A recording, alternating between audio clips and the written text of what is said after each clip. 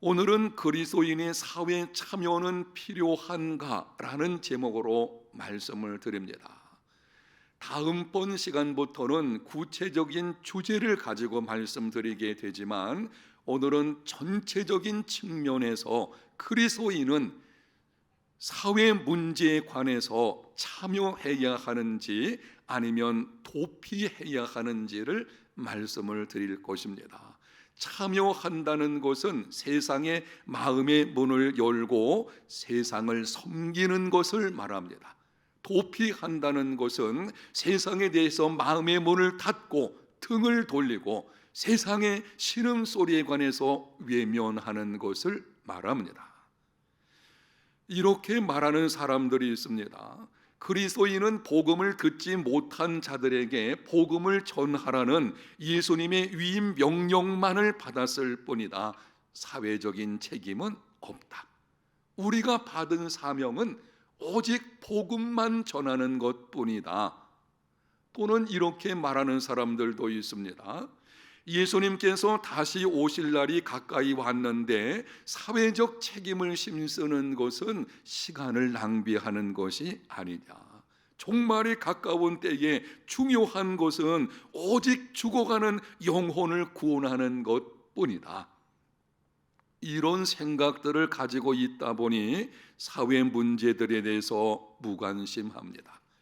교회 생활과 오직 복음만을 전하는 사람들을 성숙하고 신앙 있는 사람이라고 칭찬하는 일이 있게 되어지고 그것을 경건이라고 여기기도 합니다. 사회적 문제들은 하나님과 상관없는 세상적인 일이고 교회 일만이 하나님의 일이라고 생각합니다. 심지어는 직장 일이나 사업장의 일보다 교회 일이 우월하다는, 그래서 세상 일들에 대한 열등 의식을 가지고 있는 이런 경우도 있는 것을 보게 됩니다. 여러분 생각은 어떻습니까? 그리스도인은 사회 문제에 대하여 참여해야 한다고 생각하십니까? 아니면 가능한 무관심하고 도피하는 것이 더 좋은 신앙이라고 생각하십니까? 이 질문에 대해서 오늘 본문에 예수님이 분명하게 말씀하셨습니다. 13절부터 15절까지 보겠습니다. 너희는 세상의 소금이니 소금이 만일 그 맛을 잃으면 무엇으로 짜게 하리요? 후에는 아무 쓸데없어 다만 밖에 버려져 사람에게 밟힐 뿐이니라. 너희는 세상의 빛이라. 산 위에 있는 동네가 숨겨지지 못할 것이요 사람이 등불을 켜서 말 아래 두지 아니하고 등경 위에 두나니 이러므로 집안 모든 사람에게 비치느니라. 그리스도인이 누구인지를 예수님께서 말씀하십니다. 너희는 세상의 소금이요 너희는 세상의 빛이라. 반복해서 주시는 말씀, 너희는, 예수 믿는 하나님의 자녀된 너희들은 세상의 소금이요 세상의 빛이라. 예수님은 우리들을 향해서 교회 안의 소금이요 교회 안의 빛이라고 말씀하지 않으셨습니다. 가끔 보게 되면은 교회 안에서만 소금 노릇하고 빛된 인류를 감당하려고 하는 우스꽝스러운 그리스도인이 있는 것을 보게 되는데요, 우리 모두는 그리스도인은 세상의 소금이요 세상의 빛입니다. 죄로 인하여 부패한 세상을 더 이상 부패하지 않게 만드는 방부제 역할을 하는 사람들이 그리스도인이요, 어두운 세상에 생명의 빛을 비추는 사명을 가진 자가 그리스도인입니다. 이렇게 정리해서 말씀을 드릴 수가 있습니다. 세상의 소금이라는 말은 그리스도인의 세상적인 역할, 사회 참여를 의미합니다. 세상의 빛이란 그리스도인의 복음 전파 역할을 의미합니다. 그리스도인은 본질적으로 복음 전파와 사회 참여에 함께 해야 합니다. 예수님의 공생의 사역을 보게 되면 성경은 이렇게 말씀을 합니다. 예수님이 3년여간을 공생의 사역을 하셨는데요, 그 내용을 정리해 보게 되면 마태복음 4장 23절, 예수께서 온 갈릴리에 두루 다니사 그들의 회당에서 가르치시며 천국 복음을 전파하시며 백성 중의 모든 병과 모든 약한 것을 고치시니, 사도행전 10장 38절에는 하나님이 나사렛 예수에게 성령과 능력을 기름 붓듯 하셨음에 그가 두루 다니시며 선한 일을 행하시고 마귀에게 눌린 모든 사람을 고치셨으니, 예수님은 두루 다니시며 하나님의 말씀을 가르치시고 복음을 전파하셨습니다.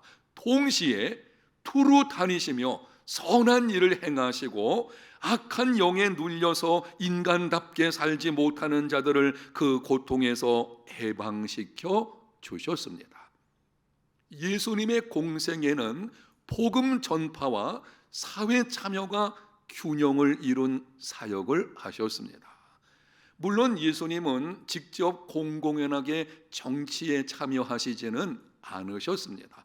그러나 예수님의 가르침과 사역은 당시뿐만이 아니고 오늘날도 사회적으로, 정치적으로 엄청난 영향을 끼치고 있습니다. 우리도 예수님처럼 복음 전파와 사회 참여의 균형 잡힌 믿음의 삶을 살아야 합니다.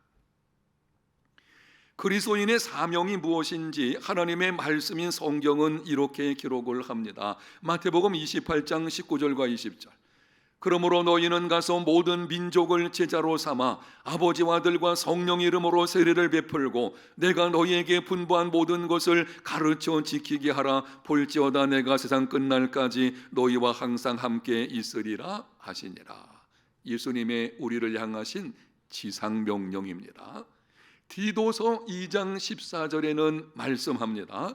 그가 우리를 대신하여 자신을 주심은 모든 불법에서 우리를 속량하시고 우리를 깨끗하게 하사 선한 일을 열심히 하는 자기 백성이 되게 하려 하심이라. 그리스도인은 예수님의 지상명령에 순종해서 복음을 가지고 땅끝까지 가서 제자 삼는 사역을 감당해야 합니다. 동시에 내가 구원받은 것은 선한 일을 열심히 하는 하나님의 백성이 되게 하시려는 것임을 알고 세상 속에서 세상을 바꾸는 선한 일을 힘써야 합니다. 명심하십시오.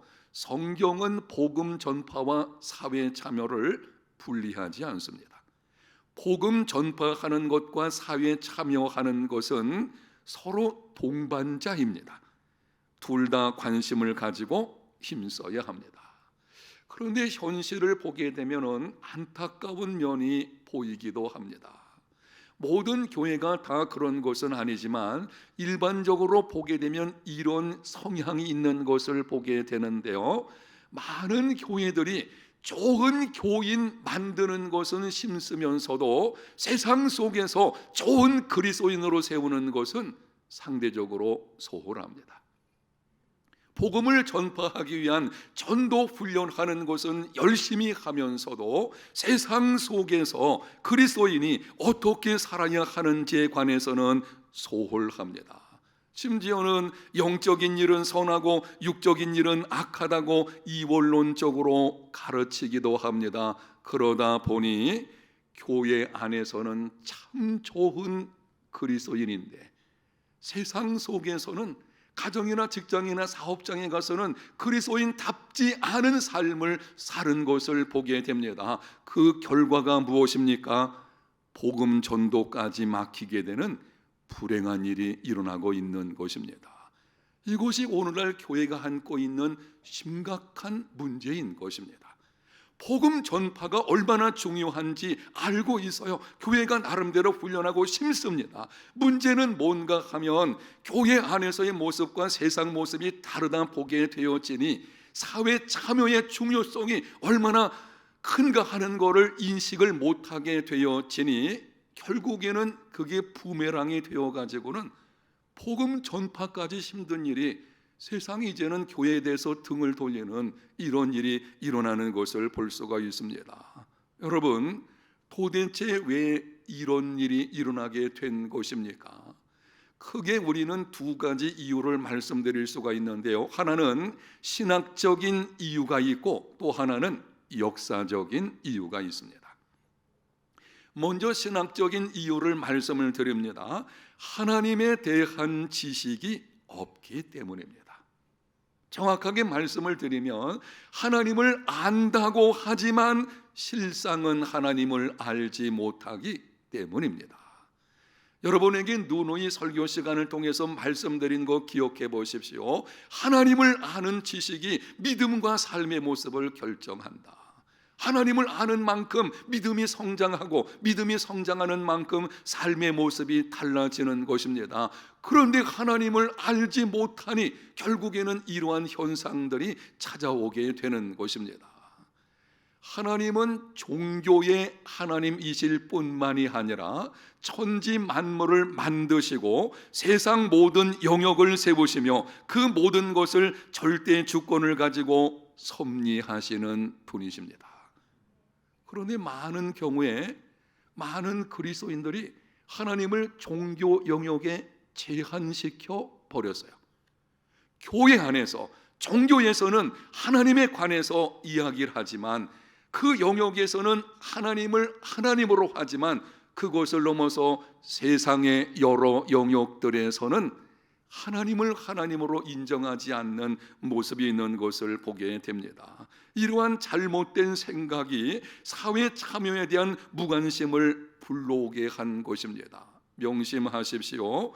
하나님은 종교 영역뿐만이 아니고 정치, 경제, 사회, 문화, 예술, 과학 전 영역의 하나님이십니다. 하나님을 제한하지 마십시오. 교회 안으로 하나님을 가두지 마십시오. 세상 모든 영역을 세우신 분이 하나님이시고 죄의 문제가 아니라면 하나님의 일입니다. 그 모든 영역에 절대 주권을 가지신 하나님, 하나님에 대한 바른 인식을 갖는 믿음의 사람이 되시기를 바랍니다. 하나님은 언약 백성의 하나님이시며 동시에 열방의 하나님이십니다. 언약이라고 하는 말은 성경에서 아주 중요합니다. 언약을 빼놓고는 성경의 구속사를 이해할 수가 없습니다. 반드시 우리는 이 언약에 대한 내용들을 알고 있어야 합니다. 그러나 언약의 하나님만을 지나치게 강조하게 되면 하나님을 일개 부족의 신 혹은 지역신으로 전락시킬 위험이 있습니다. 구약시대 이스라엘 백성들이 이러한 우를 범한 것입니다. 그들은 하나님을 자기 민족만의 하나님으로 생각했습니다. 우리는 하나님의 선택을 받은 백성들이고 하나님은 우리들만의 하나님이다. 이러다 보니 열방을 향한 사명도 잃어버리게 된 것이고 하나님을 민족 신으로 생각하게 되니 다른 민족에도 신이 있다, 이런 사고방식이에요. 그래서 하나님도 섬기고 우상도 섬기는 일이 벌어지고 거기서 타락이 나타난 것이고 결국에는 약속의 땅에서 쫓겨나게 된 것입니다. 여러분, 성경은 언약의 하나님이 아니라 창조주 하나님에게서 시작됩니다. 성경 첫 번째 창세기 1장 1절 태초에 하나님이 천지를 창조하시니라. 성경은 창조주 하나님으로부터 시작되고 있습니다. 성경은 이스라엘에서 시작하는 것이 아니라 열방에서 시작합니다. 성경은 아브라함에게서 시작되는 것이 아니고 아담에게서 시작됩니다. 하나님께서 이스라엘 백성들을 특별히 선택을 하시고 약속의 땅에 들이신 것은 그들을 통해서 열방에 하나님의 거룩한 영광을 드러내시려는 것입니다. 그들이 선택받은 목적은 뭔가 하면 열방을 위해서 있는 것입니다. 오늘날 우리를 하나님께서 선택을 하시고 교회 공동체를 이루는 것은 세상을 섬기는 공동체가 되게 하시려는 것입니다. 그러므로 그리스도인은 세상 속에서 세상의 변화를 이끌어내는 사회 참여자가 되어야 합니다. 두 번째, 역사적인 이유에 관해서 말씀을 드리겠습니다. 그리스도인이 사회 참여에 무관심하고 도피하게 된 것, 그리고 세상에 대해서 무관심한 것이 마치 신앙이 좋은 것처럼 여겨지는 이러한 일들이 일어나게 된 이유가 뭔가 하면 역사 속에서 발견할 수 있게 된다는 것입니다. 여러분, 역사를 아는 것은 굉장히 중요합니다. 역사를 알게 되면 실수를 반복하지 않게 됩니다. 기독교 역사를 알게 되면 바른 믿음을 갖게 되고 바른 방향으로 설 수가 있게 됩니다. 여러분이 할 수 있다면 이 기독교 역사를 좀 읽어보십시오. 저는 한편으로 조금 속상한 것 중에 하나가 우리나라에서 이 한국사, 우리나라의 역사죠, 너무 소홀히 하고 있어요. 아니, 국어, 영어, 수학 이거는 굉장히 중시하고 점수 배정도 많고 시간도 많은데, 여러분, 우리나라 역사가 얼마나 중요한가요? 역사를 알아야 현재를 알게 되고 역사를 알아야 다시는 실수를 반복하지 않게 되는 것이죠. 그런데 역사를 소홀히 하고 있어요. 기독교인들이 바른 믿음의 걸음을 걸으려면 기독교적인 역사의식을 가지고 있어야 합니다. 지금부터 역사적으로 왜 그런 현상이 나타나게 되었는지 이 존 스토트 목사님의 책에서 5가지를 이야기하는데요, 내용이 여러분이 듣기에 조금 생소하게 들릴 수도 있고 어려운 용어가 나올 수도 있을 것입니다. 그러나 주목해서 한번 간략간략하게 말씀을 드릴 테니까 들어보십시오. 첫 번째는 자유주의 신학과의 싸움 때문입니다. 20세기에 들어오시면서 자유주의 신학이 물밀듯이 몰려오게 되었습니다. 그래서 이 신학이 교회 안으로 막 들어오게 되는데요, 자유주의 신학은 성경의 무호성을 인정하지 않습니다. 예수 그리스도의 동정녀 탄생과 이적 행하신 것, 부활을 믿지 않습니다. 삼일체 하나님을 부인합니다. 천국과 지옥을 믿지를 않습니다. 한마디로 말씀드리면 비성경적이고 비복음적입니다. 이러한 잘못된 신학이 막 밀려오다 보니까 복음주의자들이 그것을 막으려고 애를 쓰는 가운데서 복음을 변호하고 복음을 변증하고 복음을 선포하는 일에 집중하다 보니 사회적 관심에 할애할 시간이 없어진 것입니다. 그 전까지만 해도, 자유주의 신학이 밀려오기 전까지만 해도 성경적인 복음주의자들의 삶이라는 것이 복음 전파와 사회 참여가 균형을 이루었어요. 그 좋은 예가 윌버포스 같은 거 아닌가요? 그런 노예 문제, 이런 것에 이 성경적인 복음주의자들이 앞장서 가지고 참여해서 바꾸는 역할이 있었거든요. 그런데 자유주의 신학에 대한 방어를 하다가 거기 신경 쓰다 보니까는 이 사회 참여 문제가 상대적으로 소홀해지는 일이 벌어진 것입니다. 두 번째는 사회 복음에 대한 거부감 때문입니다. 자유주의 신학자들이 사회 복음을 발전시켰는데요, 사회 복음이란 기독교화된 사회를 하나님 나라로 보는 것입니다. 하나님 나라를 정치적으로 해석하는 것입니다. 예수님을 정치적인 메시아로 보고서 사회를 뒤바꾸는, 사회를 개혁하는, 이거를 복음으로 생각하고 그쪽 측면에서 나가는 것입니다. 이게 문제가 뭔가 하면 이런 것입니다. 지금 여러분에게 반복해서 말씀드리는 것이 복음 전파와 사회 참여는 함께 균형을 이루어야 된다. 사회 복음은 복음 전파를 무시하는 거예요. 복음의 능력을 무시합니다. 복음이 아니면, 복음의 능력이 아니면 절대 구원은 이루어질 수 없거든요. 그런데 사회 참여 이쪽만 지나치게 강조하다 보게 되어지니 결국 복음에 관한 문제가 심각한 일이 벌어지게 되죠. 복음주의자들이 거기에 반발해서 전도와 개인의 자선 행위에 집중하게 되었고, 그러다 보니 사회의 정치적 행동을 도외시하는 일이 나타나게 된 것입니다. 사회 복음이라는 잘못된 이 현상들을 막으려고 하다 보니까는 그들이 주장하는 것에 대해서 반대, 자꾸 이 반대, 물론 반대해야 되죠. 잘못된 것이니까. 그런데 그걸 하다 보게 되니 이 한쪽 측면 사회 참여를 소홀히 하는 이런 일이 벌어지게 됐다는 것입니다. 세 번째는 전쟁의 영향 때문입니다. 세계 제1차 대전 이전까지만 해도 평화가 지속되고 과학과 문화가 발달되는 가운데 사람들이 생각하기를 이제는 우리 힘으로 이 땅에 유토피아를 만들 수 있겠다, 낙관론이 지배를 했어요.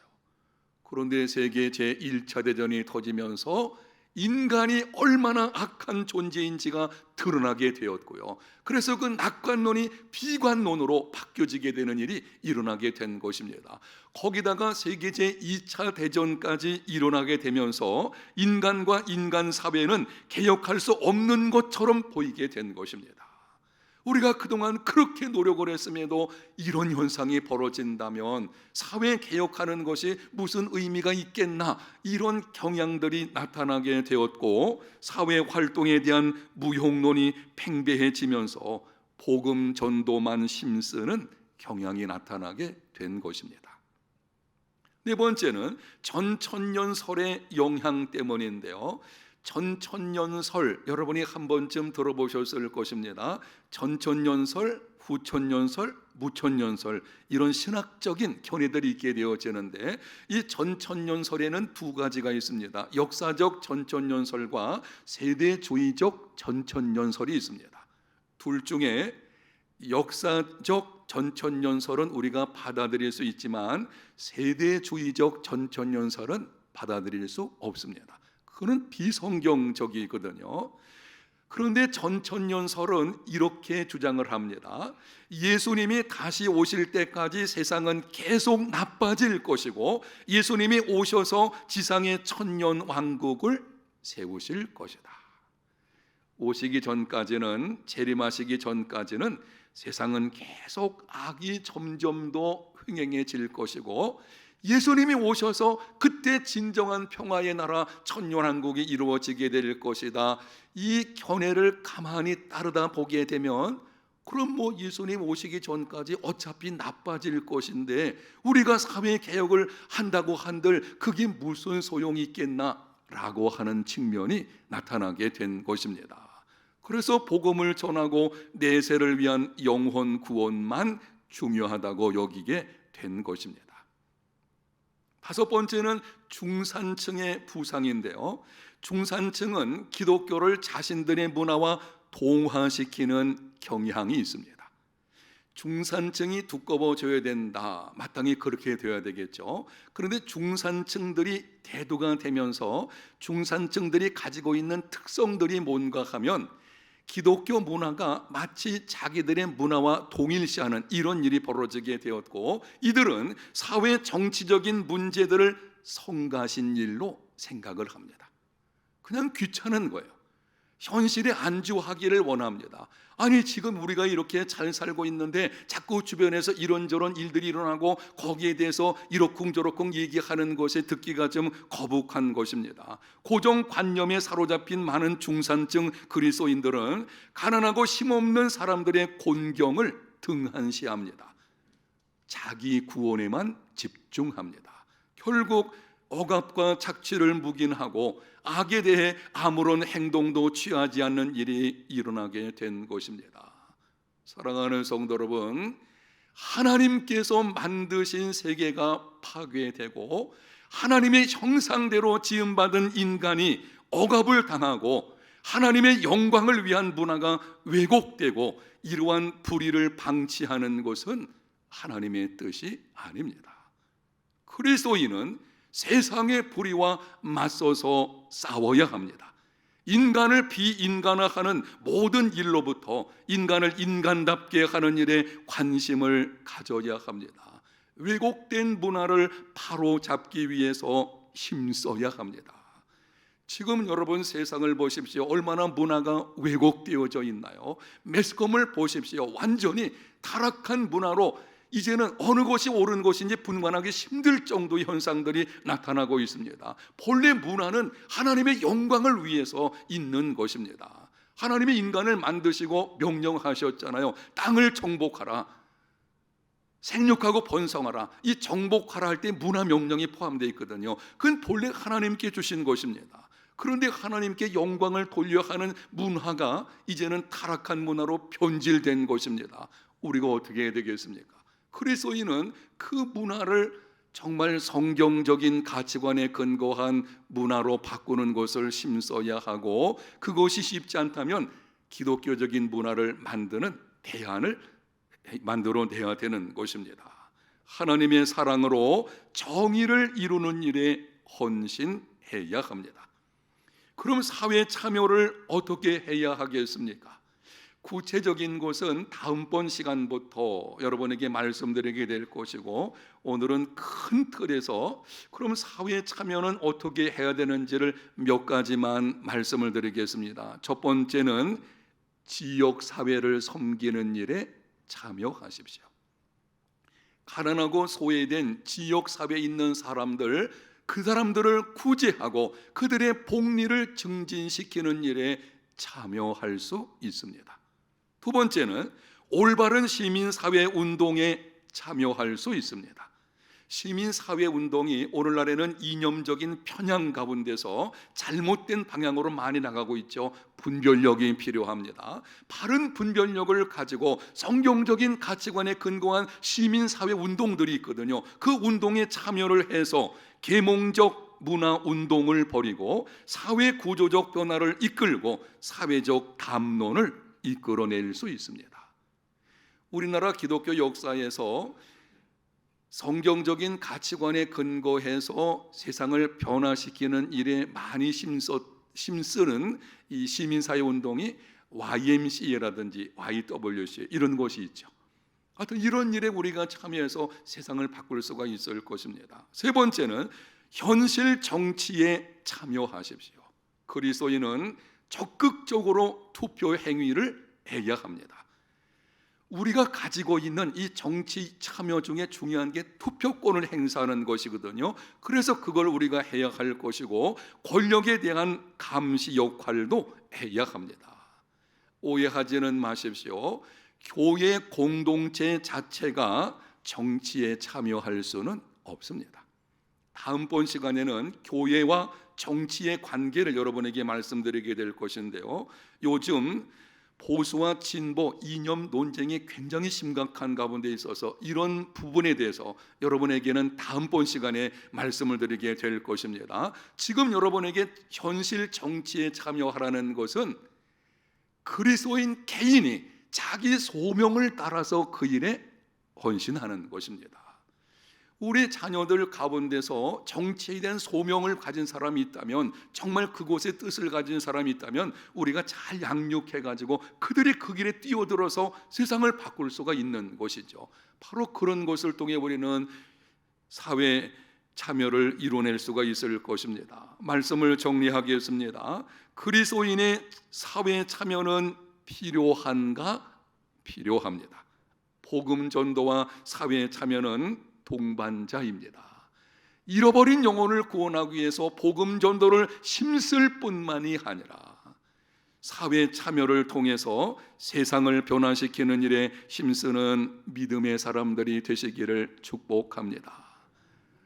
결론의 말씀은 이것입니다. 여러분, 양쪽 손 제가 들고 있는데요, 복음 전파와 사회 참여는 함께 가는 것입니다.